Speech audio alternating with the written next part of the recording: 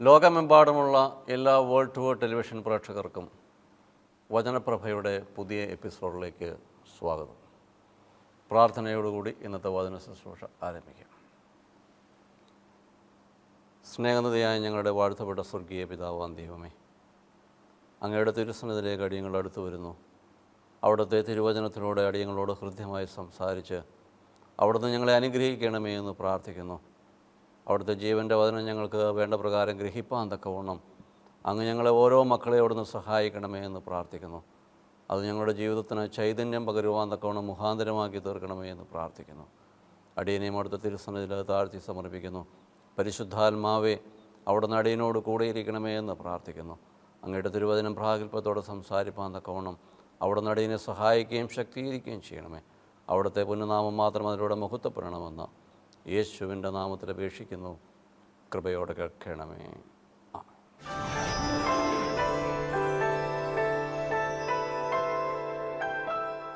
ഇന്ന് അല്പസമയം നിങ്ങളോട് ചിന്തിക്കുവാൻ തക്കവണ്ണം ആഗ്രഹിക്കുന്നത് യെശയ്യാ പ്രവാചകൻ്റെ പുസ്തകം 40-ാം അധ്യായത്തിൻ്റെ 30-31 വാക്യങ്ങൾ. The book of Isaiah chapter 40 verse 30 and 31.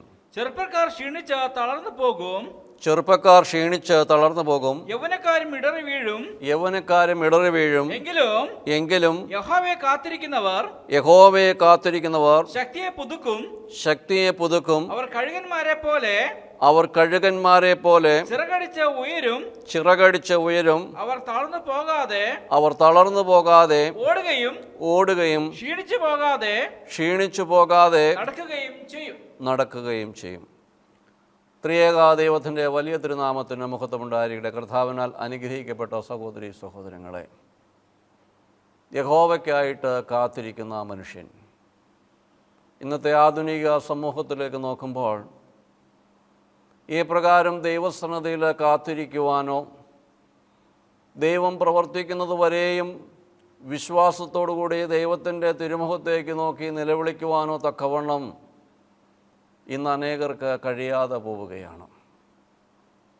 മറ്റുള്ളവരെ കൊണ്ട് പ്രാർത്ഥിപ്പിക്കുവാനും കാര്യം സാധിപ്പിക്കുവാനുമാണ് പലപ്പോഴും ഇന്നത്തെ സമൂഹത്തിൽ ആളുകൾ ഉത്സാഹമുള്ളവരായി കാണുന്നത്. എന്നാൽ ദൈവത്തിൻ്റെ തിരുവചനം ഞാനും നിങ്ങളും പഠിക്കുകയും മനസ്സിലാക്കുകയും ചെയ്യുമ്പോൾ നമ്മുടേതായ സമ്പത്തിലോ നമ്മുടെ പ്രായത്തിലോ നമ്മുടേതായ സ്ഥാനമാനങ്ങളിലോ അല്ല ഞാനും നിങ്ങളും ആശ്രയിക്കേണ്ടത്. നമ്മുടെ ആശ്രയമെന്ന് പറയുന്നത് നമ്മുടെ ദൈവമാണ്. ദൈവത്തെ ഹൃദയത്തിൽ ആശ്രയിക്കുകയും ഹൃദയത്തിൽ ദൈവത്തിന് പരമപ്രധാനമായ സ്ഥാനം നൽകിക്കൊണ്ട് യഹോവയെങ്കിലേക്ക് മുഖം തിരിച്ചിരുന്ന് പ്രാർത്ഥിപ്പാൻ തക്കവണ്ണം ഒരു ഭക്തനായ മനുഷ്യന് കഴിയണം. ഇവിടെ പ്രവാചകനിലൂടെ പറയുകയാണ്, ചെറുപ്പക്കാർ ക്ഷീണിച്ച് തളർന്നു പോകും, യൗവനക്കാരും ഇടറി വീഴും. എങ്കിലും യഹോവയെ കാത്തിരിക്കുന്നവൻ ശക്തിയെ പുതുക്കും. അവർ കഴുകന്മാരെ പോലെ ചിറകടിച്ചുയരും. അവർ തളർന്നു പോകാതെ ഓടുകയും ക്ഷീണിച്ചു പോകാതെ നടക്കുകയും ചെയ്യും. ആത്മീയ ജീവിതത്തിൽ ഈ പ്രകാരം പലപ്പോഴും ക്ഷീണങ്ങളും ഇടർച്ചകളും ഉണ്ടാകുവാനുള്ള സാധ്യതകളുണ്ട്. അപ്പോൾ നമ്മുടെ പ്രായം ചെറുപ്പമാണെങ്കിലും ആ ചെറുപ്പത്തിൽ ആശ്രയിക്കരുത്, പിന്നെയോ ദൈവത്തിൽ ആശ്രയിക്കണമെന്നാണ് ദൈവത്തിൻ്റെ തിരുവചനം നമ്മെ പഠിപ്പിക്കുന്നത്. നമ്മുടെ ആത്മീയ ജീവിതത്തിൽ നാം മുന്നോട്ട് പോകുമ്പോൾ ഞാനും നിങ്ങളും പലപ്പോഴും നമ്മുടെ സമ്പത്തുകളിലും നമ്മുടെ ശരീരത്തിൻ്റെ ബലത്തിലും നമ്മുടെ സ്ഥാനമാനങ്ങളിലും അധികാരങ്ങളിലൊക്കെയും ആശ്രയം കണ്ടെത്തുന്നവരാണ് ഞാനും നിങ്ങളും. എന്നാൽ ദൈവത്തിൻ്റെ തിരുവചനം മുന്നറിയിപ്പ് നൽകുകയാണ്, അവിടെയൊക്കെയും നിങ്ങൾ ഇടറി വീഴുവാനുള്ള സാധ്യതകളുണ്ട്. അതുകൊണ്ട് നിങ്ങൾ എന്തു ചെയ്യണം? യഹോവയ്ക്കായിട്ട് കാത്തിരിക്കണം. അവൻ എന്തു ചെയ്യും? ശക്തിയെ അവൻ നമുക്ക് പുതുക്കിത്തരും. അങ്ങനെ ശക്തി പുതുക്കപ്പെട്ടു കഴിഞ്ഞാൽ നാം എന്തു ചെയ്യും? കഴുകന്മാരെ പോലെ ചിറകടിച്ച് ഉയരുമെന്നാണ് പറയുന്നത്. ഒരു കഴുകനെ സംബന്ധിച്ച് അവൻ ആകാശവിധാനങ്ങളിലേക്ക് പറന്നുയരണമെങ്കിൽ അവന് ശക്തി ആവശ്യമാണ്. അപ്പോൾ ഈ ജീവിതത്തിൽ നമുക്ക് പ്രയാസങ്ങളുണ്ടാകാം, പ്രതികൂലങ്ങളുണ്ടാകാം, തളർന്നു പോകുന്ന ജീവിതത്തിൻ്റെ അനുഭവങ്ങൾ പലപ്പോഴും എൻ്റെയും നിങ്ങളുടെയും ജീവിതത്തിലുണ്ടാകാം. അവിടെയൊക്കെയും ഒരു ദൈവപൈതൽ എന്തു ചെയ്യണം? കാത്തിരുന്ന് ശക്തി പ്രാപിക്കണം. പരിശുദ്ധാത്മാവിൻ്റെ ശക്തി പ്രാപിച്ചുകൊണ്ടായിരിക്കണം നാം ഓരോ ദിവസവും മുന്നോട്ട് പോകേണ്ടത്. പ്രതിസന്ധികളുടെ മുകളിലൂടെ പറക്കുവാൻ തക്കവണ്ണം നമുക്ക് കഴിയണം. പ്രതിസന്ധികൾ നമ്മളെ മൂടുകയല്ല, പിന്നെയോ ആ പ്രതിസന്ധികളുടെയും പ്രതികൂലങ്ങളുടെ മുമ്പിലൂടെ നമുക്ക് പറക്കുവാൻ കഴിയണമെങ്കിൽ നമുക്കൊരു പുതുശക്തി ആവശ്യമാണ്. ഈ ശക്തി നമുക്ക് തരുന്നത് സർവശക്തനായ ദൈവമാണ്. പരിശുദ്ധാത്മാവിനെക്കുറിച്ച് നമുക്ക് വലിയ അനുഭവങ്ങളുണ്ട്, നാം കേട്ടിട്ടുണ്ട്. നമ്മുടെ ആരാധനകളിലൊക്കെയും പരിശുദ്ധാത്മാവിന് പരമപ്രധാനമായ സ്ഥാനമാണുള്ളത്. പക്ഷെ നമ്മുടെ വ്യക്തിപരമായ ജീവിതത്തിലേക്ക് നോക്കുമ്പോൾ പരിശുദ്ധാത്മാവിൻ്റേതായ അനുഭവങ്ങൾ നമുക്ക് എത്ര പേർക്കുണ്ട്? പരിശുദ്ധാത്മാവിൻ്റെ ശക്തിക്ക് വേണ്ടി ഞാനും നിങ്ങളും എത്രമാത്രം പ്രാർത്ഥിക്കുന്നുണ്ട്? നമ്മുടെ ഭൗതികമായ പല ആഗ്രഹങ്ങൾ ദൈവസന്നദ്ധയിൽ ജൽപ്പനങ്ങളായി ഞാനും നിങ്ങളും പലപ്പോഴും പ്രാർത്ഥിക്കാറുണ്ട്. എന്നാൽ അതിനേക്കാൾ ഉപരിയായി ദൈവശക്തി എന്നിലേക്ക് കടന്നു വരണം, എനിക്ക് ആ പരിശുദ്ധാത്മാവിനെ പ്രാപിച്ചെടുക്കണമെന്നുള്ള ആഗ്രഹത്തോടു കൂടി പരിശുദ്ധാത്മാവിനായിട്ട് യാചിക്കുകയും പ്രാർത്ഥിക്കുകയും ചെയ്യുന്ന എത്ര പേരുണ്ട്? വിശുദ്ധ ലൂക്കോസിൻ്റെ സുവിശേഷത്തിൽ നമുക്കവിടെ കാണുവാൻ തക്കവണ്ണം കഴിയും. അതിൻ്റെ 11-ാം അധ്യായത്തിൻ്റെ 9-ാം വാക്യത്തിൽ നമുക്കവിടെ കാണുവാൻ തക്കവണ്ണം കഴിയും. യാചിക്കുവിൻ, എന്നാൽ നിങ്ങൾക്ക് ലഭിക്കും. അന്വേഷിക്കുവിൻ, എന്നാൽ നിങ്ങൾ കണ്ടെത്തും. മുട്ടുവിൻ, എന്നാൽ നിങ്ങൾക്ക് തുറക്കും. എന്തിനു വേണ്ടി യാചിക്കണം? പരിശുദ്ധാത്മാവിനെ ലഭിക്കുവാൻ തക്കവണ്ണം യാചിക്കണം. അതിന്റെ 13-ാം വാക്യത്തിൽ അത് കഴിഞ്ഞിട്ട് പറയുന്നുണ്ട്, അങ്ങനെ ദോഷികളായ നിങ്ങൾ നിങ്ങളുടെ മക്കൾക്ക് നല്ല ദാനങ്ങൾ കൊടുക്കുവാൻ അറിയുന്നുവെങ്കിൽ, നല്ല ദാനങ്ങളെ കൊടുപ്പാൻ അറിയുന്നുവെങ്കിൽ സ്വർഗസ്ഥനായ പിതാവ് തന്നോട് യാചിക്കുന്നവർക്ക്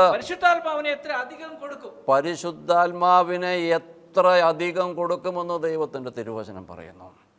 അപ്പോൾ പരിശുദ്ധാത്മാവിനെ പ്രാപിക്കുവാൻ തക്കവണ്ണം ഞാനും നിങ്ങളും യാചിക്കണം. ആ ശക്തിക്ക് വേണ്ടി പ്രാർത്ഥിക്കണം. ആ ശക്തി പ്രാപിച്ചെടുക്കുവാൻ തക്കവണ്ണം കാത്തിരുന്ന് പ്രാർത്ഥിക്കണം. ജീവിതത്തിൻ്റെ കുറവുകളും ബലഹീനതകളും പാപസ്വഭാവങ്ങളും ഉപേക്ഷിച്ചുകൊണ്ട് ദൈവശക്തി പ്രാപിച്ചെടുക്കുവാൻ തക്കവണ്ണം കാത്തിരിക്കുന്നവനായിരിക്കണം ഒരു ദൈവ പൈതൽ. ദൈവത്തിൻ്റെ ജനമേ, ഞാനും നിങ്ങളും ഈ രാത്രി ദൈവത്തിൻ്റെ തിരുവചനം ഗ്രഹിക്കുമ്പോൾ നമുക്ക് എത്ര പേർക്ക് പരിശുദ്ധാത്മാവിനെ പ്രാപിപ്പാൻ തക്കവണ്ണം കാത്തിരുന്നിട്ടുണ്ട്? നമ്മുടെ അനുദിന ജീവിതത്തിൽ പരിശുദ്ധാത്മാവിനെ ലഭിക്കുവാൻ തക്കവണ്ണം നാം എത്രമാത്രം പ്രാർത്ഥിക്കുന്നുണ്ട്? പലപ്പോഴും നമ്മുടെ പ്രാർത്ഥനകൾ ജൽപ്പനങ്ങളല്ലേ? തന്നോട് യാചിക്കുന്നവർക്ക് പരിശുദ്ധാത്മാവിനെ എത്രയധികം കൊടുക്കുമെന്ന് പറയുമ്പോൾ അതിനൊരളവുണ്ട്. ആഗ്രഹിക്കുന്നതനുസരിച്ചാണ് ദൈവത്തിൻ്റെ കൃപ എന്നിലേക്കും നിങ്ങളിലേക്കും പകരുന്നത്. അതൊരിക്കലും നിർബന്ധപൂർവം നമ്മുടെ ശരീരത്തിൽ പരിശുദ്ധാത്മാവ് വരികയില്ല. പരിശുദ്ധാത്മാവിന് നമ്മുടെ ഹൃദയത്തിൽ വസിക്കണമെങ്കിൽ നമ്മുടെ ഹൃദയത്തിൻ്റേതായ അശുദ്ധിയെ കഴുകിക്കളയുവാൻ നമുക്ക് കഴിയണം. ആ ആത്മാവിനെ പ്രാപിക്കുവാനുള്ള ഒരു വലിയ ആഗ്രഹം നമുക്ക് ആവശ്യമാണ്. അപ്പോൾ ഇവിടെ പരിശുദ്ധാത്മാവിന് വേണ്ടി കാത്തിരിക്കുന്ന ഒരു കൂട്ടത്തെ നമുക്ക് കാണുവാൻ തക്കവണ്ണം കഴിയും. അപ്പോസ്തല പ്രവൃത്തികൾ 1-ാം അധ്യായത്തിന് 4-ാം വാക്യത്തിൽ ഈ പ്രകാരം കാത്തിരിക്കുന്ന ഒരു സമൂഹത്തെ നമുക്ക് അവിടെ കാണുവാൻ തക്കവണ്ണം കഴിയും. അങ്ങനെ അവർ ഒന്നിച്ചു കൂടിയിരിക്കുമ്പോൾ അവർ അവരോട് നിങ്ങൾ യെരൂശലേമിൽ നിന്ന് വിട്ടുപോകാതെ എന്നോട് കേട്ട പിതാവിന്റെ വാഗ്ദത്തത്തിനായിട്ട് കാത്തിരിക്കണം. നിങ്ങൾ യെരൂശലേമിൽ നിന്ന് വിട്ടുപോകാതെ എന്നോട് കേട്ട എന്ന് പറയുമ്പോൾ ഞാൻ പറഞ്ഞ പിതാവിൻ്റെ വാഗ്ദത്തത്തിനായിട്ട് നിങ്ങൾ കാത്തിരിക്കണമെന്ന് പറയുമ്പോൾ നിങ്ങളുടെ ജീവിതത്തിൻ്റെ മറ്റാവശ്യങ്ങളൊക്കെയും നിങ്ങൾ മാറ്റിവെച്ചുകൊണ്ട് നിങ്ങളുടെ ജീവിതത്തിലെ പരമപ്രധാനമായി പരിശുദ്ധാത്മാവിന് 1-ാം സ്ഥാനം കൊടുത്തുകൊണ്ട് മറ്റെല്ലാ കാര്യങ്ങളും മാറ്റിവെച്ച് നിങ്ങൾ ഈ ശക്തിക്ക് വേണ്ടി കാത്തിരിക്കണമെന്നാണ് കർത്താവ് പറയുന്നത്. നിങ്ങൾ യെരൂശലേം വിട്ടു പോകരുത് എന്ന് പറയുമ്പോൾ നമ്മുടെ അനുദിന ജീവിതത്തിൽ ദൈവസന്നിധിയിലേക്ക് ഈ പ്രകാരം കടന്നു വന്ന് പ്രാർത്ഥിപ്പാൻ തക്കവണ്ണം സമയം കണ്ടെത്തേണ്ടതായിട്ടുണ്ട്. ഉപവാസ പ്രാർത്ഥനകളിലേക്കൊക്കെയും അനേകരെ ക്ഷണിക്കുമ്പോൾ പലരും പറയുന്ന ഒരു കാര്യമാണ് സമയമില്ല എന്നുള്ളൊരു കാര്യം.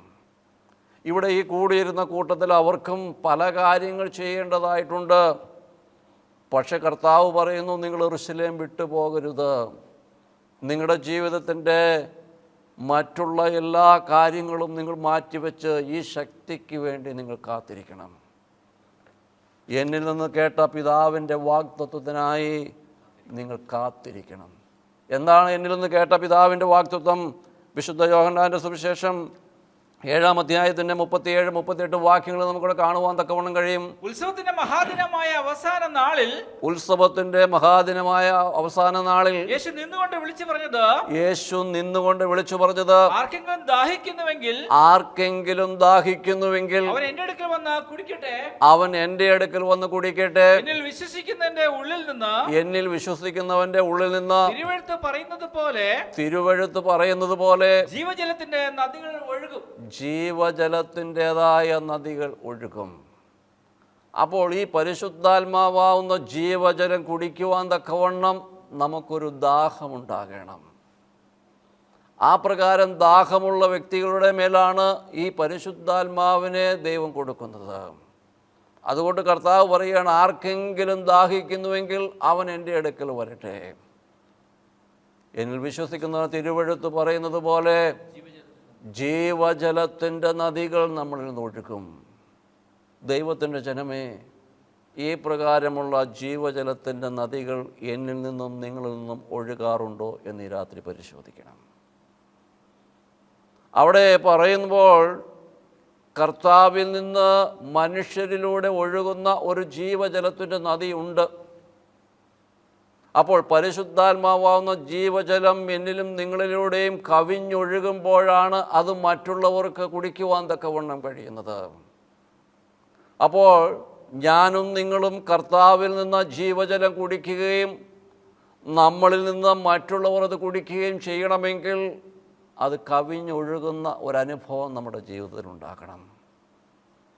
കവിഞ്ഞൊഴുകുക എന്ന് പറയുമ്പോൾ നമ്മുടെ പ്രവൃത്തികളിലൂടെയാണ് അത് കവിഞ്ഞൊഴുകേണ്ടത്. പരിശുദ്ധാത്മാവിൻ്റെ സ്വഭാവങ്ങൾ നമ്മളിൽ ഉണ്ടാകണം. നമ്മളിലൂടെ നന്മകൾ സമൂഹത്തിനുണ്ടാകണം, മറ്റുള്ളവർക്ക് നന്മകളുണ്ടാകണം. ഞാൻ ലോകത്തിൻ്റെ വെളിച്ചമാകുന്നു കർത്താവ് നമ്മളെ പഠിപ്പിക്കുമ്പോൾ നമ്മളെക്കുറിച്ച് കർത്താവ് പറയുന്ന 2 കാര്യങ്ങളുണ്ട്. നിങ്ങൾ ലോകത്തിൻ്റെ വെളിച്ചമാകുന്നു, നിങ്ങൾ ഭൂമിയുടെ ഉപ്പാകുന്നു. അപ്പോൾ ഈ ജീവജലത്തിൻ്റെ നദികൾ ഒഴുകേണ്ടത് ലോകത്തിൻ്റെ വെളിച്ചമായിട്ടും ഭൂമിയുടെ ഉപ്പായിട്ടും നമ്മുടെ ഓരോ പ്രവർത്തനങ്ങളും തീരണം. അത് മറ്റുള്ളവർക്ക് നന്മയായി തീരണം. ഇരുട്ടിലിരിക്കുന്നവരെ വെളിച്ചത്തിലേക്ക് നയിക്കുന്നതായി തീരണം. കഷ്ടവും നഷ്ടവും സഹിച്ചുകൊണ്ട് നമ്മുടെ ദൈവത്തെ മറ്റുള്ളവർക്ക് കാണിച്ചു കൊടുക്കുവാൻ തക്കവണ്ണം ഒരു ദൈവ പൈതലിന് കഴിയണം.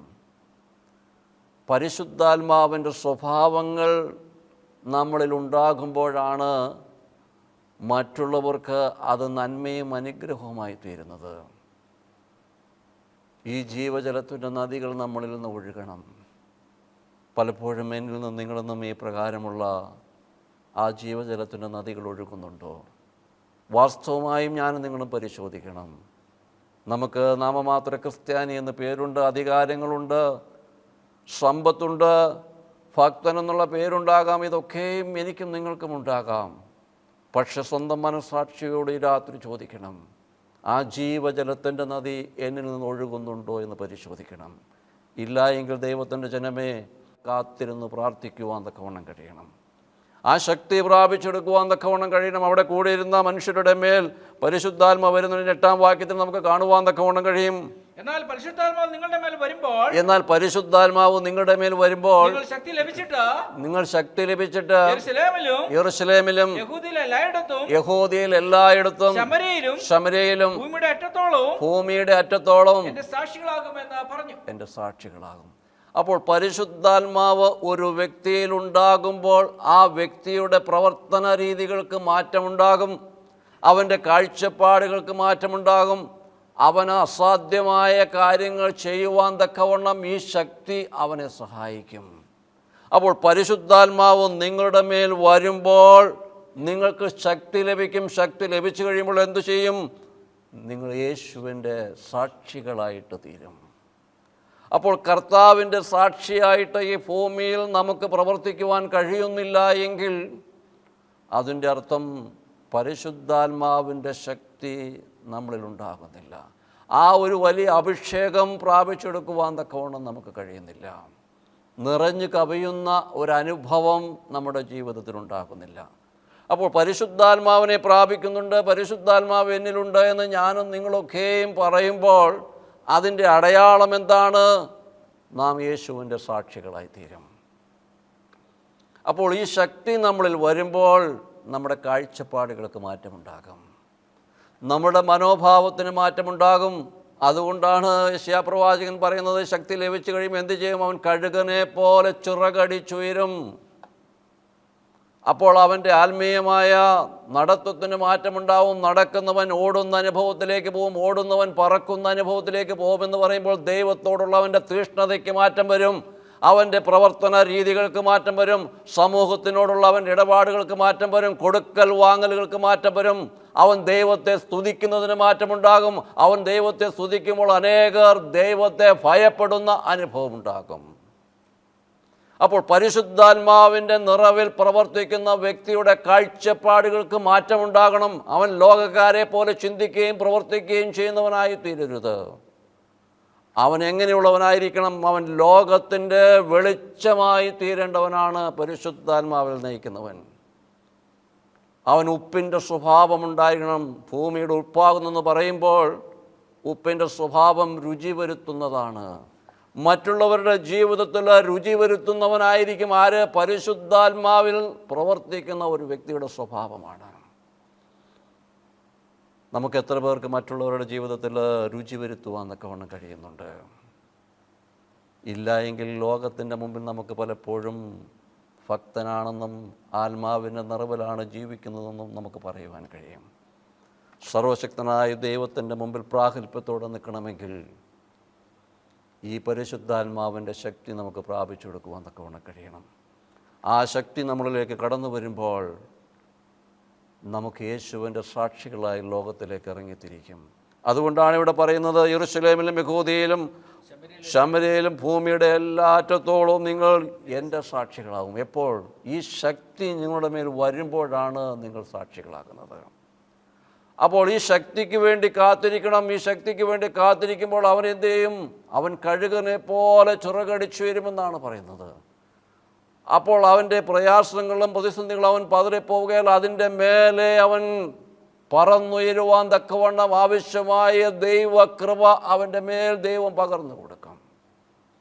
പ്രയാസങ്ങൾ മാറുവാൻ, അതിനെ അതിജീവിക്കുവാനുള്ള ദൈവകൃപയാണ് ദൈവം നമുക്ക് തരുന്നത്. മറ്റൊരു മനുഷ്യനെ നമുക്ക് കാണുവാൻ തക്കവണ്ണം കഴിയും. സങ്കീർത്തന പുസ്തകം 40-ാം അധ്യായത്തിൻ്റെ 1, 2, 3 വാക്യങ്ങൾ അവിടെ കാത്തിരുന്ന് പ്രാർത്ഥിക്കുന്ന ഒരു ഭക്തനെ കാണുവാൻ തക്കവണ്ണം കഴിയും. ഞാൻ യഹോവയ്ക്കായി ക്ഷമയോടെ കാത്തിരുന്നു. അവൻ എങ്കിലേക്ക് ചാഞ്ഞ് എന്റെ നിലവിളി കേട്ടു. നാശകരമായ കുഴിയിൽ നിന്നും കുഴഞ്ഞ ചേറ്റിൽ നിന്നും അവൻ എന്നെ കയറ്റി എന്റെ കാലുകളെ ഒരു പാറമേൽ നിർത്തി എന്റെ ഗമനത്തെ സ്ഥിരമാക്കി അവൻ എന്റെ വായിൽ ഒരു പുതിയ പാട്ട് തന്നു. നമ്മുടെ ദൈവത്തിന്റെ സ്തുതി തന്നെ. പലരും അത് കണ്ട് ഭയപ്പെട്ട് യഹോവയിൽ ആശ്രയിക്കും. ഏത് കണ്ട് ഭയപ്പെടണം? അവൻ ദൈവത്തെ ആരാധിക്കുന്നത് കണ്ട് മറ്റുള്ളവർക്ക് ദൈവഭയമുണ്ടാവുകയും അവർ ദൈവത്തിങ്കലേക്ക് തിരിയുകയും ചെയ്യുമെന്നാണ് ദൈവത്തിൻ്റെ തിരുവചനം നമ്മെ പഠിപ്പിക്കുന്നത്. ഞാൻ യഹോവയ്ക്കായി ക്ഷമയോടെ കാത്തിരുന്നു. അവനെങ്കിലേക്ക് ചാഞ്ഞു വന്ന് എൻ്റെ നിലവിളി അവൻ കേട്ടു. എവിടെ നിന്നുകൊണ്ടാണ് ഈ ഭക്തനായ മനുഷ്യൻ നിലവിളിക്കുന്നത്? നാശകരമായ കുഴിയിൽ നിന്നും നാശകരമായ കുഴിയിൽ നിന്നും കുഴഞ്ഞ ചേറ്റിൽ നിന്നും കൊണ്ടാണ് ഈ ഭക്തനായ മനുഷ്യൻ നിലവിളിക്കുന്നത്. ജീവിതത്തിൻ്റെ പ്രയാസങ്ങളിലും പ്രതികൂലങ്ങളിലും പ്രതിസന്ധികളിലും തളർന്നു പോകുന്നവരായിരുന്ന നമ്മെ സ്വർഗത്തിലെ ദൈവം വീണ്ടെടുത്ത ദൈവമാണ്. പാപത്തിൻ്റെ കുഴിയിൽ കിടന്ന് നമ്മളെ ആ രക്ഷയുടെ വലിയ അനുഭവത്തിലേക്ക് നേടിയെടുത്തത് നമ്മുടെ കർത്താവായ യേശു ക്രിസ്തുവാണ്. ജീവിതത്തിൻ്റെ അനുഭവങ്ങളിൽ ഈ പ്രകാരമുള്ള കുഴികളിൽ കിടന്ന് നിലവിളിച്ചവരാണ് ഞാനും നിങ്ങളും. ഇന്ന് സമൂഹത്തിൽ ഭൗതികമായ അനേക അനുഗ്രഹങ്ങൾ ദൈവം നമുക്ക് നൽകിയിരിക്കുമ്പോൾ നമ്മെ ഒരു പാറമേൽ ദൈവം നിർത്തിയിരിക്കുക എന്ന് പറയുമ്പോൾ ഇന്ന് സമൂഹത്തിൽ നമുക്ക് അഭിമാനത്തോടെയും തലയെടുപ്പോടെ നിൽക്കുവാൻ തക്കവണ്ണം സമ്പത്തും സൗഭാഗ്യങ്ങളും നല്ല ഭവനവും നല്ല കുഞ്ഞുങ്ങളെയൊക്കെയും ലഭിച്ചിരിക്കുമ്പോൾ ദൈവത്തെ മറന്നു പോകുന്ന അനുഭവത്തിലൂടെയാണ് പോകുന്നതെങ്കിൽ ഈ ദൈവത്തെങ്കിലേക്ക് തിരിയുവാൻ കഴിയണം. നാം ദൈവത്തെ ആരാധിക്കുന്നത് കണ്ട് അനേകർ ദൈവത്തെങ്കിലേക്ക് തിരിയുവാൻ തക്കവണ്ണം കഴിയണം. അവൻ എൻ്റെ വായിൽ ഒരു പുതിയ പാട്ട് തന്നു. പിന്നെ എന്താണ് പറയുന്നത്? നമ്മുടെ ദൈവത്തിന്റെ സ്തുതി തന്നെ പലരും അത് കണ്ട് ഭയപ്പെട്ട് യഹോവയിൽ ആശ്രയിക്കും. അപ്പോൾ ഞാനും നിങ്ങളും ദൈവത്തെ ആരാധിക്കുന്നത് കണ്ട് മറ്റുള്ളവർക്ക് ദൈവഭയമുണ്ടാവുകയും അവർ നമ്മുടെ ദൈവത്തെങ്കിലേക്ക് തിരിയുകയും ചെയ്യണം. ദൈവത്തിൻ്റെ ജനമേ, നമുക്കൊരു വ്യക്തിയെ ഈ പ്രകാരം ആകർഷിക്കുവാൻ തക്കവണ്ണം കഴിയുന്നുണ്ടോ? നാം ദൈവത്തെ ആരാധിക്കുന്നത് കണ്ട് നമുക്ക് ദൈവത്തോടുള്ള നമ്മുടെ ഭക്തി നിമിത്തം മറ്റുള്ളവർ ദൈവത്തെങ്കിലേക്ക് തിരിയാറുണ്ടോ എന്ന് ഒന്ന് പരിശോധിക്കണം. പലപ്പോഴും നാം സ്വാർത്ഥരല്ലേ? ഞാനും നിങ്ങളും നമ്മുടേതായ അനുഗ്രഹങ്ങൾക്ക് വേണ്ടിയല്ലേ ദൈവസന്നിധിയിൽ കടന്നു വരുന്നത്? ദൈവത്തിൻ്റെ തിരുവചനം നമ്മെ വ്യക്തമായും പഠിപ്പിക്കുകയാണ്. നമ്മളിൽ ദൈവഭയമുണ്ടാകണം. നമ്മുടെ ആരാധനകൾക്ക് മാറ്റമുണ്ടാകണം. നാം ദൈവത്തെ സ്തുതിക്കുന്നതിന് മാറ്റമുണ്ടാകണം.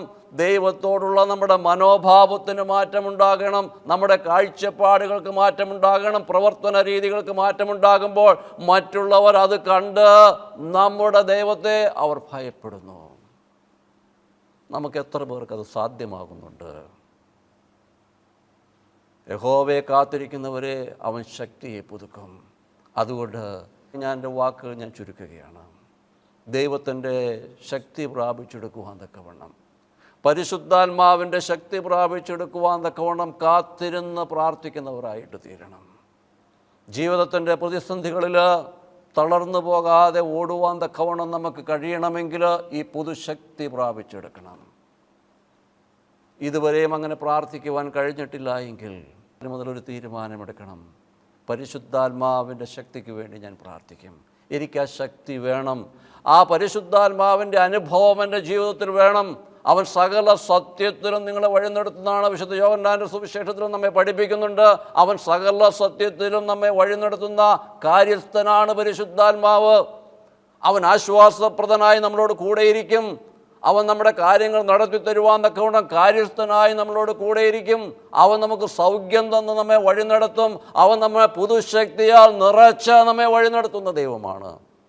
ആ വിശുദ്ധാത്മാവിനെ പ്രാപിപ്പാൻ തക്കവണ്ണം ദൈവത്തിൻ്റെ പരിശുദ്ധാത്മാവ് നമ്മെ ഓരോരുത്തരെയും സഹായിക്കട്ടെ എന്ന് പ്രാർത്ഥിച്ചുകൊണ്ട് എൻ്റെ വാക്കുകൾ ചുരുക്കുന്നു. നമുക്കൊരു നിമിഷം പ്രാർത്ഥിക്കാം. സ്നേഹനിധിയായ ഞങ്ങളുടെ വാഴ്ത്തപ്പെട്ട സ്വർഗീയ പിതാവാം ദൈവമേ, അവിടുത്തെ തിരുവചനത്തിലൂടെ രാത്രി ഞങ്ങളോട് ഹൃദ്യമായി സംസാരിച്ചു. വലിയ കർത്താവേ, യഹോവയെ കാത്തിരിക്കുന്നവൻ ശക്തിയെ പുതുക്കും, അവൻ കഴുകന്മാരെ പോലെ ചിറകടിച്ചുയരുമെന്ന് ദൈവമേ അവിടുത്തെ തിരുവചനത്തിലൂടെ രാത്രി ഞങ്ങൾ ഓർമ്മപ്പെടുത്തിയിരിക്കുമ്പോൾ ഈ രാത്രി വചനം കേട്ട ഓരോ മക്കളെയും ഇവിടുന്ന് അനുഗ്രഹിക്കണമേ. അങ്ങയുടെ പരിശുദ്ധാത്മാവിനെ പ്രാപിച്ചെടുക്കുവാൻ തക്കവണ്ണം ദൈവമേ ആഗ്രഹിക്കുന്ന ഓരോരുത്തരുടെ മേലും ദൈവമേ ആ വിശുദ്ധാത്മാവിനെ പകർന്നു കൊടുത്തുകൊണ്ട് കർത്താവെ ലോകത്തിൻ്റെ വെളിച്ചമായി ശോഭിപ്പാൻ തക്കവണ്ണം ദൈവമേ അങ്ങ് ഓരോരുത്തരെയും സഹായിക്കണമേ എന്ന് പ്രാർത്ഥിക്കുന്ന കർത്താവെ, ഈ രാത്രിയിലെ വചന ശുശ്രൂഷ അനേകരുടെ ജീവിതത്തിന് വെളിച്ചമായി തീരുവാൻ തക്കവണ്ണം ഹല്ലേലൂയ കർത്താവെ അങ്ങ് സഹായിക്കണമേ. അങ്ങയുടെ ആത്മാവിനാൽ അവരെ നിറയ്ക്കുകയും നയിക്കുകയും ചെയ്യണമേ എന്ന് പ്രാർത്ഥിക്കുന്ന കർത്താവെ, അങ്ങയുടെ നാമം അവരുടെ മുഖത്തപ്പെടുവാൻ തക്കവണ്ണം ദൈവമേ അനേകർ യഹോവയെങ്കിലേക്ക് തിരിയുവാൻ തക്കവണ്ണം ദൈവമേ സഹായിക്കണമേ എന്ന് പ്രാർത്ഥിക്കുന്നു കർത്താവേ. അടിയനെയും അവിടുത്തെ തിരുസന്നിധിയിൽ താഴ്ത്തി സമർപ്പിക്കുന്നു. പരിശുദ്ധാത്മാവെ അവിടുന്ന് അടിയനോട് കൂടെയിരിക്കണമേ എന്ന് പ്രാർത്ഥിക്കുന്നു. അവിടുത്തെ കൃപയാൽ വഴി നടത്തുകയും നയിക്കുകയും ചെയ്യണമെന്ന് യേശുവിൻ്റെ നാമത്തിൽ അപേക്ഷിക്കുന്നു. കൃപയോടെ കേൾക്കണമേ. ആമേൻ.